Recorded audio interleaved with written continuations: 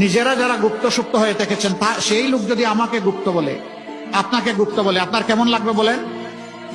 বছরের পর বছর দেশবাসী কিছু মানুষের ছায়াও দেখে না। সেই মানুষ যদি আমাকে বলে আমি গুপ্ত না সুপ্ত, আপনি বলতেই পারেন আমি গুপ্ত ছিলাম কারাগারে, দফায় দফায়।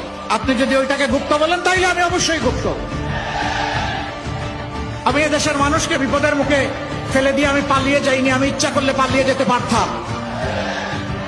আমি শুধু না, আমার সহকর্মীরা পালিয়ে যায়নি। নিশ্চিত মৃত্যু জেনে আমাদের সহকর্মীরা সাহস করে বাংলাদেশে ফিরে এসেছে। এই এলাকায় ইবনে সিনা হাসপাতাল আছে, ডায়াগনস্টিক সেন্টার আছে। এর প্রাণ পুরুষ ছিলেন মীর কাসেম আলী। সেই সময়টা তিনি ছিলেন আমেরিকায়, যিনি বাংলাদেশের অর্থনীতিকে পাল্টে দিতে চেয়েছিলেন, যিনি এদেশের যুবকদেরকে কাজ দিয়ে উদ্দীপ্ত করেছিলেন। তাকে তার বন্ধুরা বলেছিল don't come back to Bangladesh. তিনি বলেছেন হোয়াই? তারা বলেছে তুমি আসলে, ভাই আপনি আসলে আপনার সিনিয়র নেতাদের যে অবস্থা হচ্ছে আপনারও তাই হবে।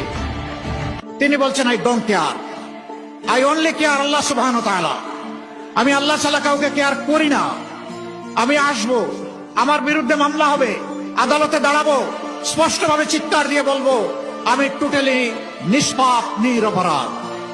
আমার বিরুদ্ধে যে মামলা করা হয়েছে এই পাপ আমি করি নাই, এই অপরাধ আমি করি নাই, এটা সাজানো, পাতানো এবং মিথ্যা। এরপরে আমার যদি ফাঁসি হয়, ফাঁসি হবে, আমি আল্লাহর দরবারে শহীদ হয়ে কবুল হয়ে যাব।